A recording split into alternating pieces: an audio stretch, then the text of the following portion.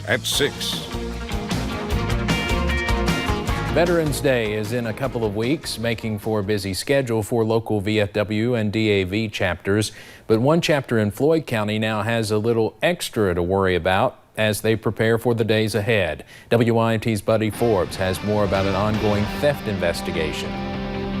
Disabled American veterans donate their time to honor those who served. Our best thing that we do, we think, is the military funerals. But someone made that mission harder for Chapter 128 in Floyd County. When you got a van to haul your stuff, it makes it pretty rough. Thieves cut the catalytic converter from the DAV's transport van. And it's a shame that they'd do that. Ultimately cutting into the limited outreach funds of the organization. They operate solely on donations. Those donations often come with a lot of work. We have to go out on them roadblocks like us, stand out there and maybe raining or hot, and take that money up. And now the DAV is out to...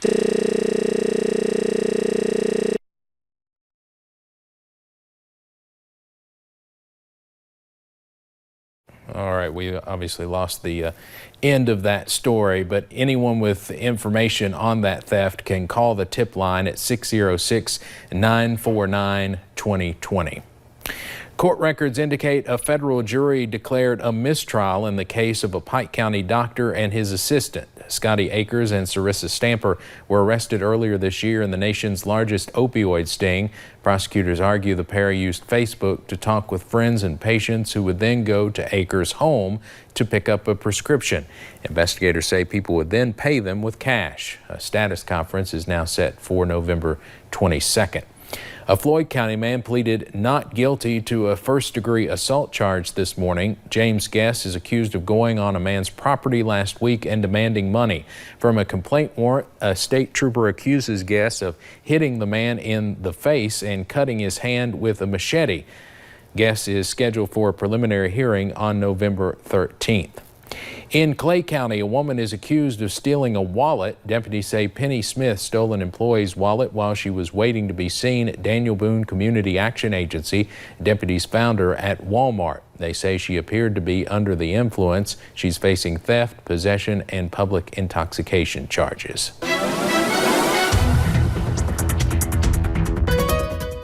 And we've seen that soggy weather throughout the day today, now getting a much needed break as we go ahead and take you to Interstate 75 over into London. There's those soggy conditions we've seen throughout the day, but a little bit of a rain break over there now. Satellite and radar over the past several hours has shown those very soggy conditions throughout the mountains. But as we scan the skies now, just dealing with more scattered rain chances instead of those widespread rain chances we've seen throughout the day. But don't worry, they'll make a comeback as we head into tomorrow. There's those temperatures about those low to mid 60s. Really seen that throughout the day, and not going to see those temperatures drop too much for tonight, but they will plummet after that front moves through tomorrow. Temperatures only getting into the upper 40s for your Friday. Overnight lows look to go below freezing for the first time this season Thursday into your Friday. I'll have those details coming up in just a little bit. All right, Paige, thank you. Well, as we've been telling you all week, these showers and storms have some cities changing their Halloween celebrations. Over on WYMT.com, we have the latest list of trick-or-treat times for cities and counties. Today, both Letcher and Leslie counties, for example, moved their trick-or-treat days to Friday. Others have moved them to Saturday. Again, you can find them all on WYMT.com. Well, we are in store for a major temperature change later this week, and that means it's time to winterize our vehicles. There are certain things that need to be checked to make sure our cars run safely, along with checking your batteries and doing other maintenance for your car before the winter months. AAA says it's equally important to prepare an emergency kit just in case you get stuck alongside of the road this winter. That can be something as simple as having blankets, water, things that, if you were in an accident and subjected to several hours on the side of the road, that you could use. Now, on average, here in Hazard, we do not see our first measurable snowfall until the end of November. With less than 1 week before the election, Governor Matt Bevin was on hand today in Frankfort to receive an award. The governor received the National Association for Gun Rights 50 Caliber Freedom Award. Victor Puente explains the significance of it. The award given to Governor Matt Bevin earlier today came from the president of the National Association for Gun Rights. They were honoring him and State Representative Savannah Maddox for the passage of Senate Bill 150, which allowed gun owners to carry concealed without a permit. Rarely do we actually get a member of leadership, much less a governor, stand up and say, not only am I willing to do it, but I want to try and pass this legislation. Bevin said for him the decision wasn't a political one. This is literally representative of the values of the people of Kentucky.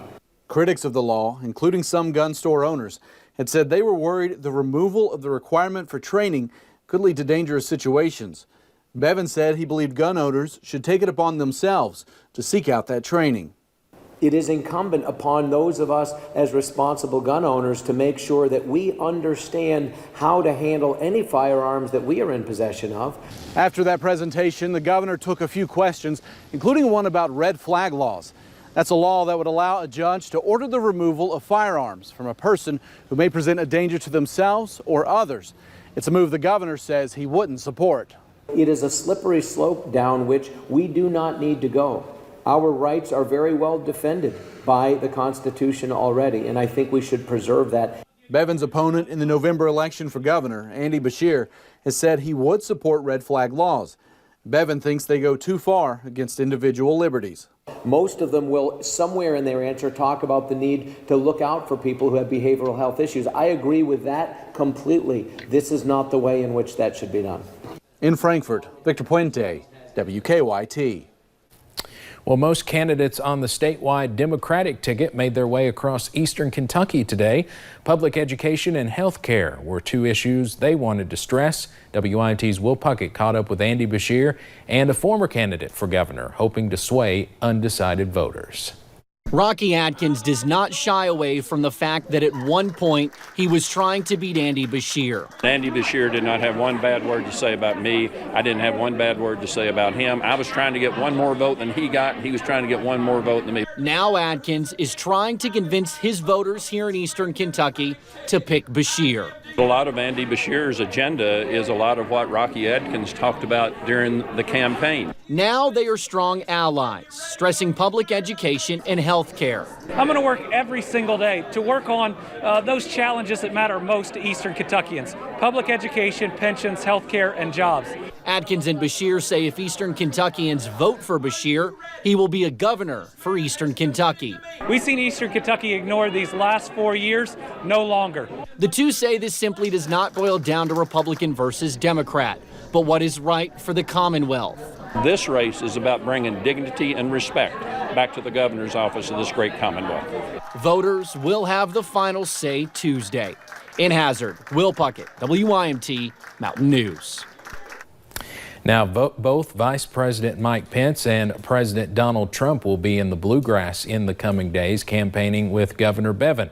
On Friday, the VP will visit Laurel and Whitley counties. He will arrive at the London Corbin Airport, as he did earlier this year, around noon on Friday. Now, the main public event is set for 3:15 at the Laurel London Optimist Club. And then on Monday night at 7, President Trump will hold a rally at Rupp Arena in Lexington. We will have coverage of both events on WIMT and WIMT.com. Secretary of State Allison Lundergan Grimes is predicting 31% of people registered to vote in Kentucky will show up on Election Day. That projection is based on absentee voting so far. 31% amounts to around 1 million voters. During the last general election in 2015, voter turnout was 30.7%. Now remember, you can find your polling place and view sample ballots on govoteky.com. In September, it was announced that Perry County would be getting 300 jobs as Sykes and Intuit would be joining forces. Today in Hazard, Commissioner of Local Government Sandra Donohue made a $2 million grant announcement that will help advance this project. Perry County Judge Executive Scott Alexander was happy to hear the news. The environment in which you work, we know today, is huge. People want good environments, neat places to work in. And so we're creating an attractive building for people to work in. And we feel like that will help with the retention and keeping people here. Officials say the money will help with the transition of Intuit coming in to the area. Meanwhile, a big day Saturday for a project that will bring even more jobs to Hazard and Perry County. A groundbreaking is set for the new Dash Core plant. The new aluminum extrusion plant is set to open in the Coalfields Industrial Park in the next few months. It will eventually employ around 250 people. Two recent announcements in Floyd County mean hundreds of jobs for that area. 200 jobs are on the horizon for the recently announced Southeast State Correctional Complex in Wheelwright. And this week, Teleworks USA partnered with Floyd County to announce 300 work-at-home jobs. Judge Executive Robert Williams says the recent announcements are good news for the county and the region. It's a race. You know, I'm really pressing hard right now because my concern is once the workforce leaves Eastern Kentucky, they're not coming back. We have to keep those folks here now. Williams said more than 900 applications have already come in for the prison openings. A job fair will be held for the Teleworks jobs in the Floyd County Fiscal Courtroom on November 13th. It's a big night for Whitley County and Elaine Stott. Across the nation, people have become drawn to her on season 39 of Survivor Island of the Idols.